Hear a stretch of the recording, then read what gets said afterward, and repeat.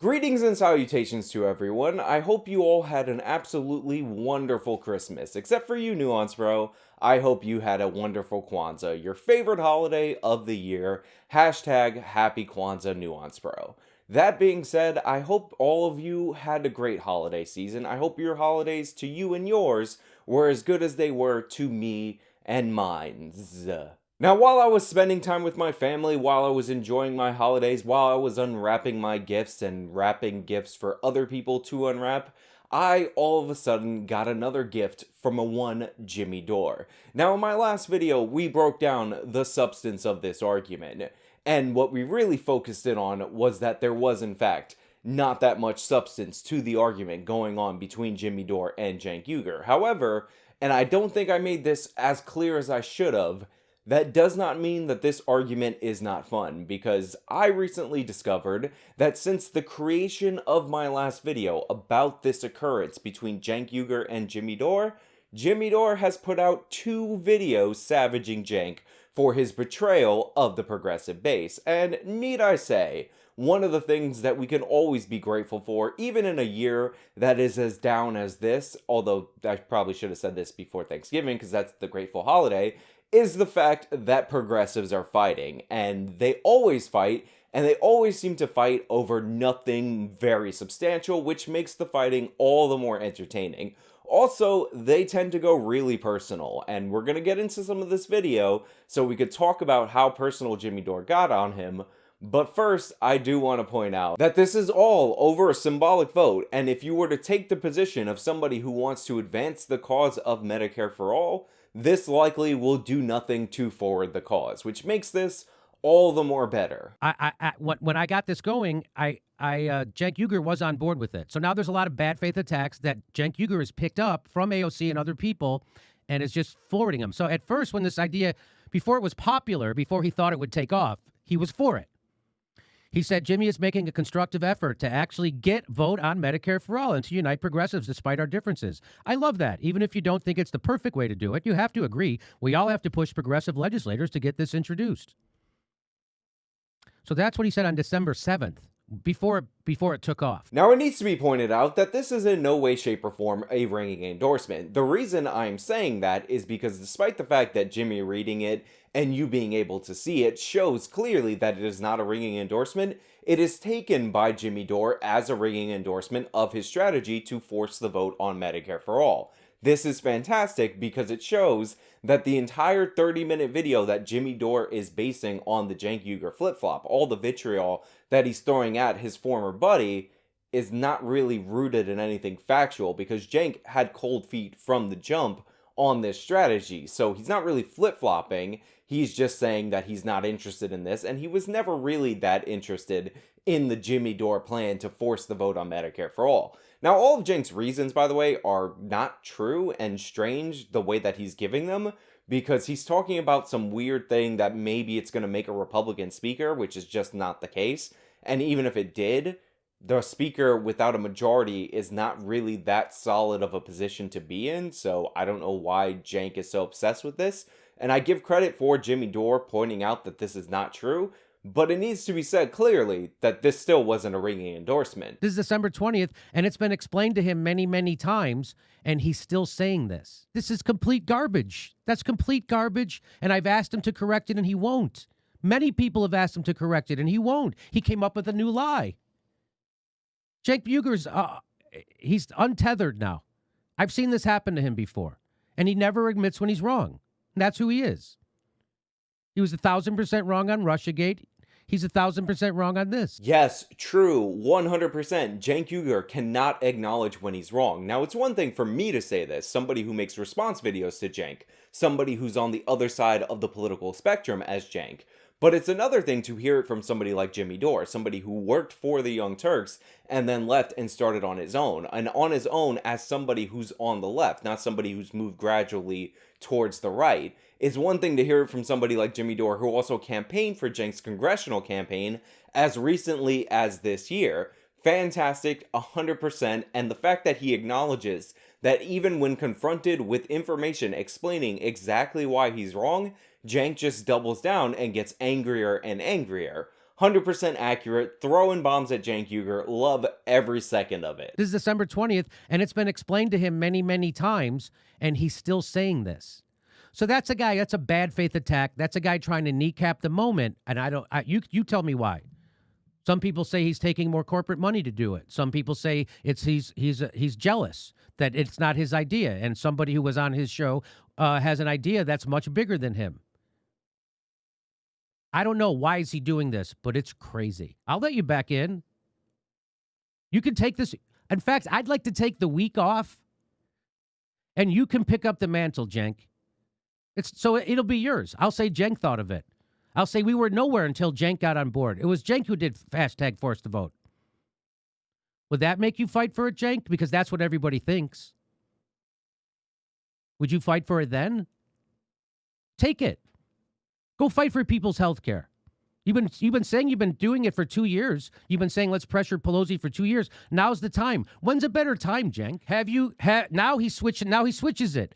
Have you secured any progressives in the House to run against Pelosi? Oh, you forgot. So now he keeps shifting the goalposts. He just keeps doing it.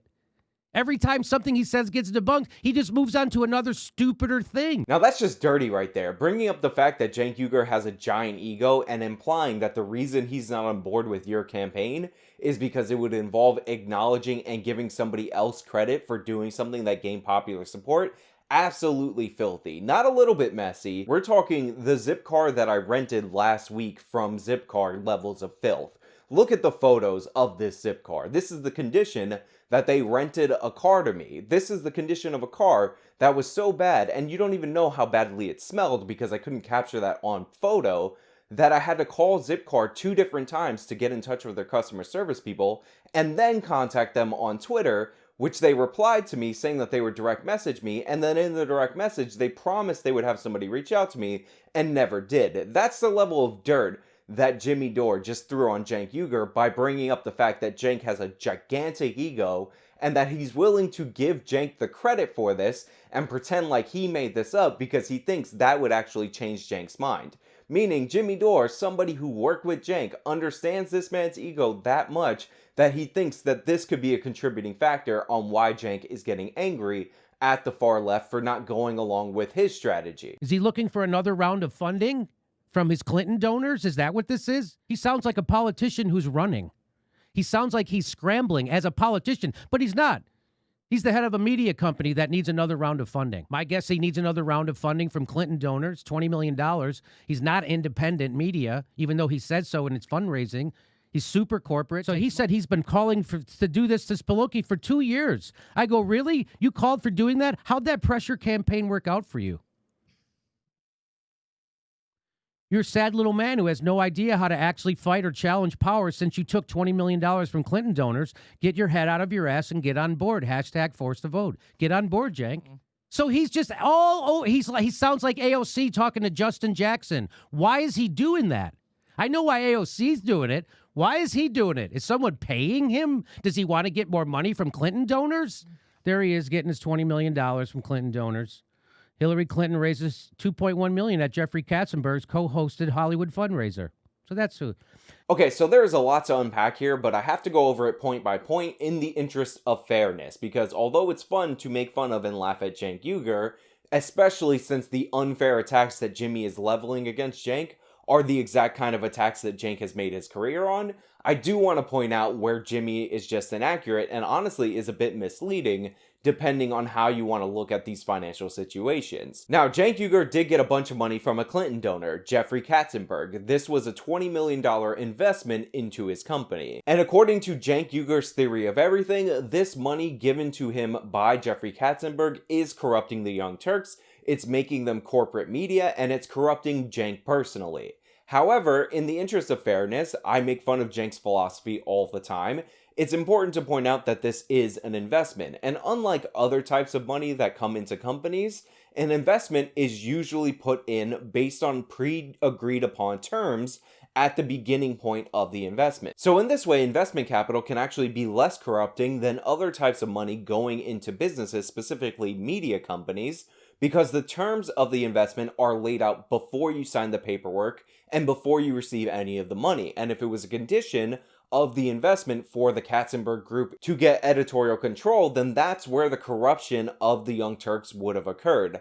Right from the jump, the moment they signed the paperwork and gave up ownership stake or editorial control on their own network. However, if this is not the case, and the Katzenberg Group didn't get any editorial control or didn't get ownership stake of the Young Turks, then it's not like they can just pull their money at any given point in time based on the content or based on the tweets of Cenk Uygur or any of the Young Turks. That's not how investments work. In this way, it's actually much more secure because the terms are upfront.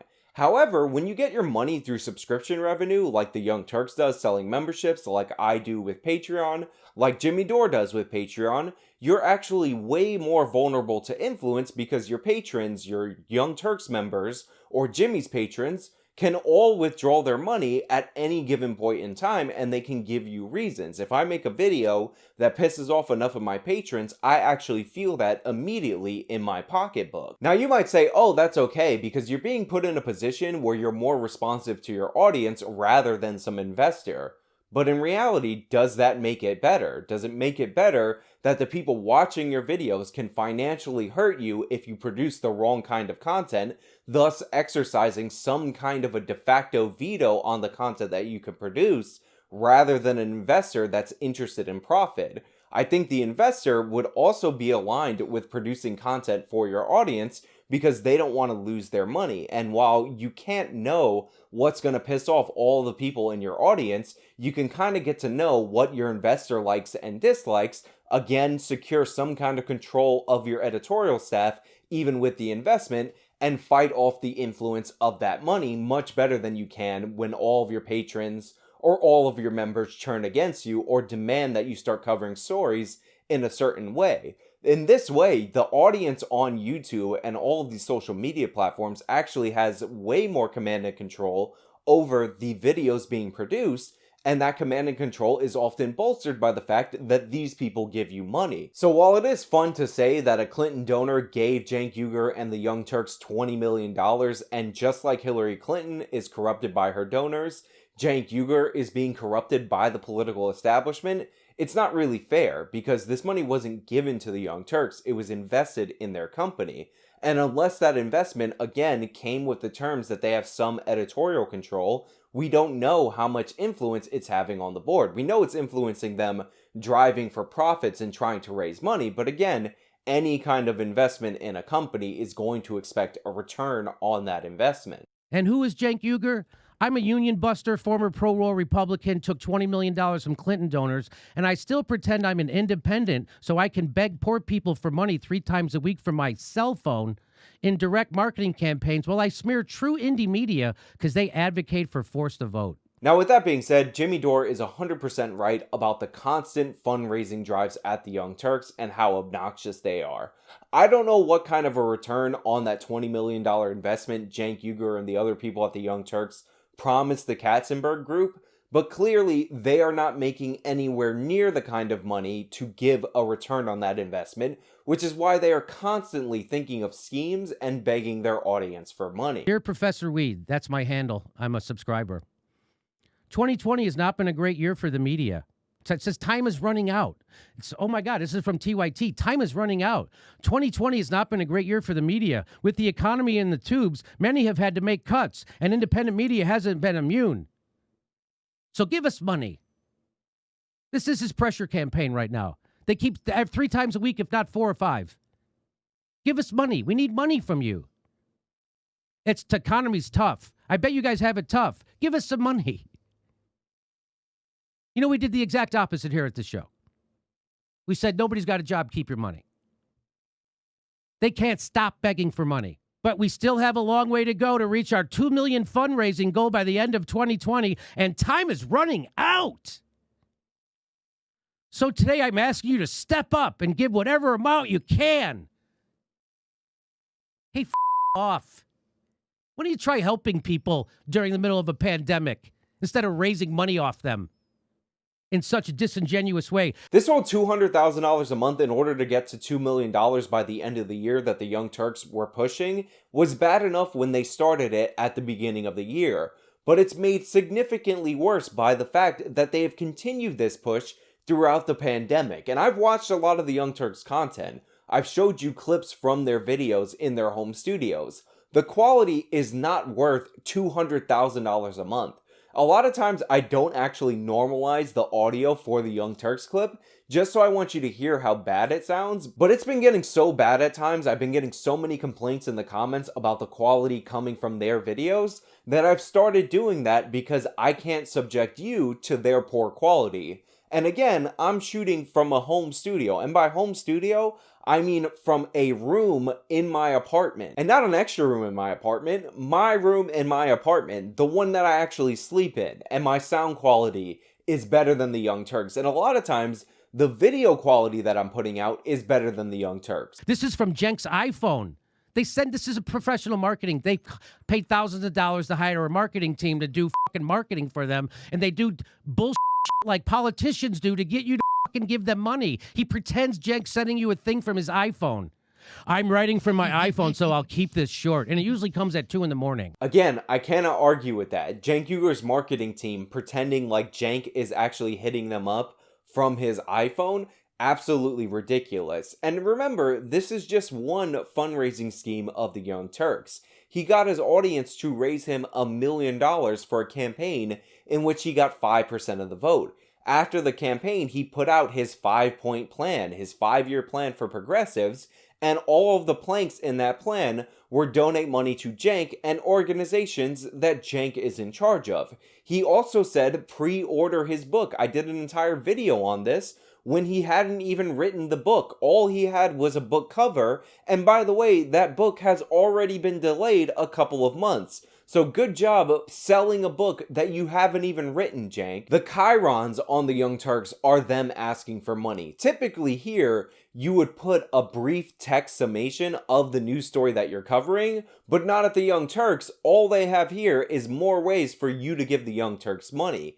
Absolutely insane, but the creme de la creme of the Young Turks e-begging is the email that Jimmy Dore ends up making an entire video about, because it is absolutely amazing. They said the media's coverage of the COVID relief package has been abysmal.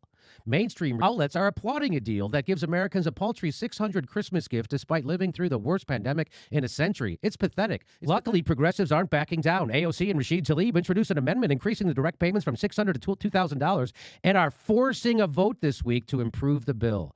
This is a huge moment, and progressive media needs to stand up and support these brave leaders. This is amazing.